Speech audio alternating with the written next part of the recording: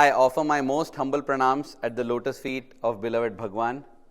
I was studying for my biology exam, grade 12. I was sitting on the lawns, and when I am reading this, I saw some of my classmates playing in the garden on the lawns there. They were hosing each other with water, playfully and having fun. I also felt like joining the fun. So I went and I also started playing with them, hosing water on each other. And then I realized, no, I need to study. I've got exam tomorrow. So I came back again, started studying. But again the temptation to go and play. So again I went and played. This happened a couple of times, and I realized that if I do this, I won't be able to finish studying. So I decided to use one strategy that will ensure that I will sit and study. What is that? I said, Swami, I promise you, if I don't read 2 chapters, I will not have lunch today. Like I love my food, I love food. Nowadays, of course, I am forced to temper that love, because easy on the lips, heavy on the hips. I don't want to. But I love food. I can't stay without food. I need so I thought my love for food will ensure that I will study, because I have told that till I read 2 chapters, I am not going to go for lunch. That was my promise to Swami.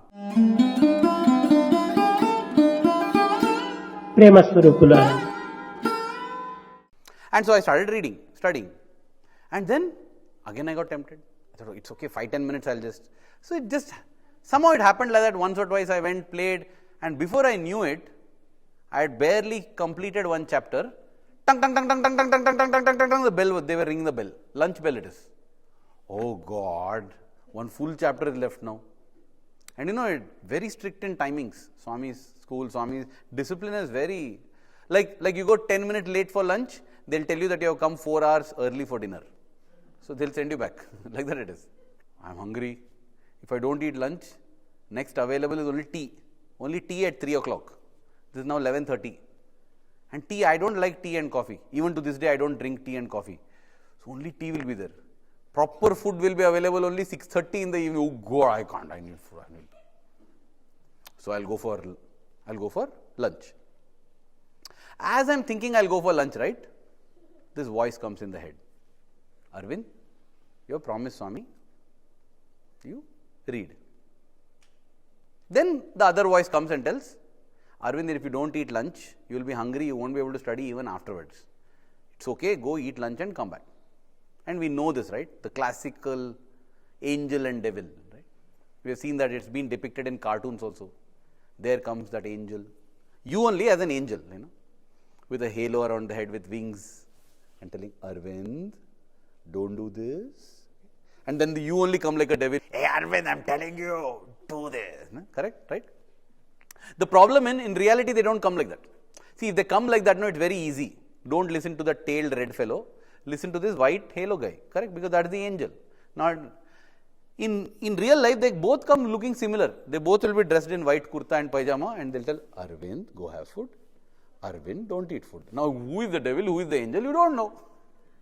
So this was my dilemma. I am stuck. Which is the devil? Which is the angel? Which is the mind? Which is the conscience? Which is my mind? Which is the conscience? So I let them debate for some time. Okay, debate. I'll go with the winner. There's nothing to debate, Arvind. You have promised Swami. So don't go for lunch till you finish. I told you what is the objective of that promise, so that you can study better. Correct? Now, if you don't eat food, you will be thinking of food, not of biology. Okay? And you won't be able to study after food also. So it's okay. Swami. Then again he says, but Arvind, you promised Swami, so don't go for lunch. Then he says, but Swami is Karuna Murti. He is Prema Swarupa. He is ever forgiving. To err is human, to forgive is divine. We take that as a license to keep erring. To err is human. So I am defined by making errors. And again, this other fellow says, but Arvind, you made a promise to Swami, so don't go for lunch. Then this fellow says, listen, how many times Swami has scolded students for fasting? If you don't go for lunch, it's one kind of fasting only. Swami doesn't like fasting. Fasting means upavasa. Upavasa means mind on God. Upa means close, vasa means to stay. Upavasa means to stay close to God. That is upavasa, not fasting. You know that, right? Yeah. So don't fast. This is like fasting only. Go have your food. This guy is very creative. He's giving so many reasons. This fellow is bad at debate. Because the other way says, but Arvind, you promised Swami, so don't go for lunch. I say, come on man, tell something else. You are having the same point in the debate, you are losing badly. For variety, for creativity, for everything, this guy is winning. Last chance. Have you got anything else to say? Arvind, Swami said, you promised Swami, don't go for lunch. Again the same thing. The creative guy, he says, but listen, okay Arvind, okay fine. Let's do one thing. What did you promise Swami? Till you read 2 chapters, you won't eat food, correct? You said till you read, not study. So quickly read. 10 minutes, finish that, go for lunch. Nice, correct? Arvind, you promised Swami, again the same boring day, you be quiet man. This is at least good. So I quickly read. Within 10 minutes, I read through that chapter, rushed through. I don't know how much went in my head. Doesn't matter because I'm going to read only. And I technically completed my promise. I went and had lunch and I was very happy. Now those days, in my 12th grade, one beautiful thing it was, Swami, he will look at me and he will just tell, mental hospital. Swami will tell. I'll feel very happy. Oh, okay. Swami is calling me mental hospital. In fact, I would even see how, someday I'll be sitting in the second line and he'll look, mental hospital. Swami will tell, very nice. So range is working till second line. Then I'll sit somewhere back. When I'm walking all the way, mental hospital. Wi-Fi range is till 8th line, he feels very special. People will tell, he's calling you mental hospital. Doesn't matter. Did he call you anything? No, he called me. That's whatever. See, that is the magic of Swami's love, Swami look at some rotund, rolly-poly guy and tell, hey, pakoda, a bonda. Bonda is like an Indian fried snack, round it will be okay.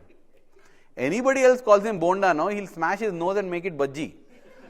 But Swami will call bonda, no? Yes, Swami is so happy. Swami look, hey, giraffe. He'll call a tall guy giraffe publicly. He'll be some businessman, some big shot. Swami like, hey, giraffe, come here. He'll feel happy to come. In fact, Professor Kasturi writes about his co-brother whose son his daughter married. No, person who was well influential and Parmeshwara Iyer was his name. Swami used to call him Potti Iyer. Potti means dwarf because he was short. And he used to tell, I am Swami's Potti. You're taking somebody 1/3 your age is abusing you and you're considering it some badge of honor or what. But that is the magic of Swami. Whatever Swami says, he says it with so much love, no, that everything becomes amazing. So I used to celebrate this. The day Swami tells mental hospital, I'm Swami's mental hospital. I'm the guy mental hospital. So on this day, right, when I have done my promise and had my lunch, I go to Mandir and I'm sitting there. Swami comes walking and I had a letter in my hand. Swami looks at me, about to take my letter, and Swami says, mental hospital. I said, yes, Swami. I'm so happy. And Swami turned to one guy opposite to me and told him, take him to mental hospital and admit him. Now I got scared, like if this guy takes it seriously and all, that Swami told me. And Swami didn't take my letter and he walked on. So I said, oh, why he didn't take my letter? It's okay anyway. But nice. He recognized me. He acknowledged me. That's enough. He went ahead and suddenly he stops. Turns around. And to the person whom he had told, right, admit him to mental hospital, Swami tells, when you put him in mental hospital, tell them not to give him food. And he walked on. And I was like, wow. Wow. And I looked at that other guy. That other guy is also like, wow. I was like, what are you wowing about? Like, I have a reason to wow. What are you wowing about? Thing is, no, Swami told in Telugu.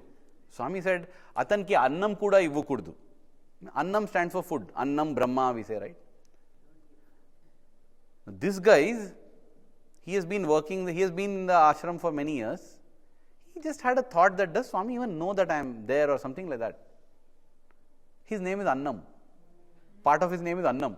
And Swami turned and told him, Annam kuda ivvukudu. And he felt, wow. I was just thinking whether Swami knows that Swami is taking my name.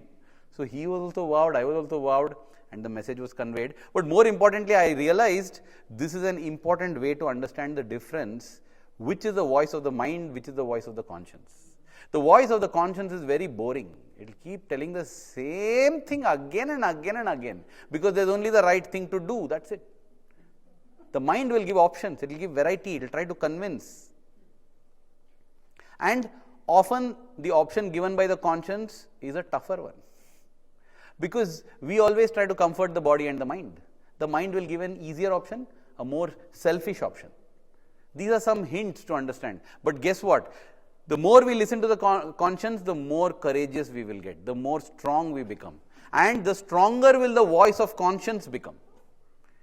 Every time we listen to the mind becomes stronger, the conscience becomes weaker, till a point comes where we don't care at all. Conscience is not even heard. So that is why we have to train ourselves to keep listening to the conscience, follow the conscience, however tough it might be. People say many times, we say, I wish to do what Swami wants, but I don't know what Swami wants. Guess, you know what? We are lying mostly. We are not telling the truth. Because when we sit in the peace of our hearts, in our altars or shrines, we know what is the right thing to be done. It's just that I don't have the courage to do it. And I just don't know what will the world tell about it. I don't know what will my wife tell about it, my husband tell about it, my children think. We don't have the courage. And we camouflage it by telling, I'm confused. You're not confused. You're just lacking the courage. Most of the time that is the case. Yes, sometimes there is genuine confusion. If we have not listened to the conscience and listened to the mind many times, the mind has become so loud that it's confusing. I don't know whether it's the conscience or the mind. But when we sit calm, we will know. Because Swami says, Swami is in everyone. In fact, on one occasion it had been asked, what about a terrorist? What about a person who is evil? Doesn't he have a conscience? Swami said, even he has a conscience. Even he or she will know what is the right thing to do. And there is Duryodhana who tells Krishna, Janami dharma nachame nivritti. He says, Oh Krishna, I know dharma. Don't tell me dharma and all. I know dharma. Just that I don't like to follow it. I know adharma.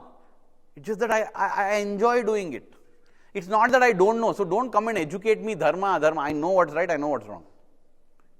And in life also we are like Duryodhana. It's not that we don't know what is right and wrong. We know. We just don't have the courage to follow what is right. Because my career will get affected. What will happen to my children? What will happen to this? On one occasion in Trai Vrindavan, there was a military officer.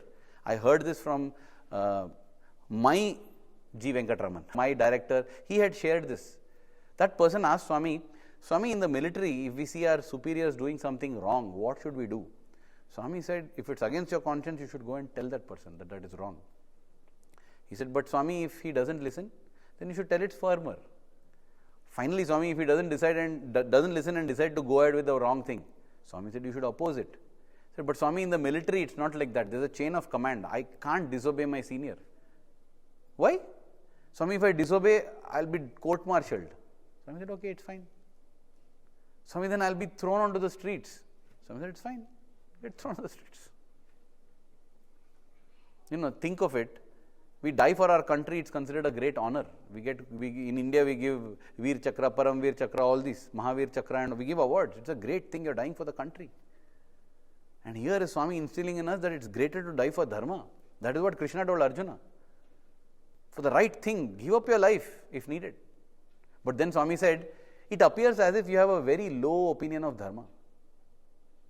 If you sincerely protect Dharma, Dharma will protect you. You will never come to the streets, Swami said. It's just that you assume.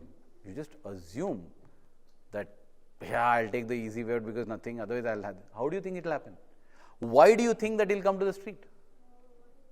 Yesterday when I was speaking to Pillai uncle there, he said that anybody who wanted to get into Canada, he's from South Africa. South Africa had been chucked out of the Commonwealth because of apartheid. And everybody would just tell that I'm here for tourism. Come for tourism to Canada, get a job here, then get a work permit and become permanent. And when he was asked, he told the foolish thing, but he followed his conscience. He told, I'm here because I cannot survive there. I want to come here, I want to get a job and settle here. He said, sir, you can't do this. No, I'll have to reject. You have to turn back. You have a return ticket, return immediately. This is what happened. This is what Pillai uncle told me. Today he has set up school in Toronto. He has set up the center there in Edmonton. Fantastic. Then what happened? He told him, sir, I could have easily put that I'm a tourist, come, stayed here, got a work permit and got the way. And you there are thousands doing it. It's just that I don't want to do it, but Because I am being honest, because I am being truthful, you are penalizing me, but it's all right. I will go back. And the moment he said that, the man says, wait. He takes out his hat and he says, you know what? I am commanding you, strike off that and write that you are here for tourism. And uncle is unable to do it. Imagine, he is unable to. He says, it's okay, sir, just write your name and give me the paper, I will write. And in the whole sheet, only one word is in a different handwriting. The word tourism. Because that man wrote it and that's how he entered. We just assume that if I don't put tourism, I won't be able to get into Canada. Who says so? Dharmo rakshati rakshitaha. You protect Dharma, Dharma will protect you. Dharma eva hato hanti. You kill, destroy Dharma, Dharma will destroy you.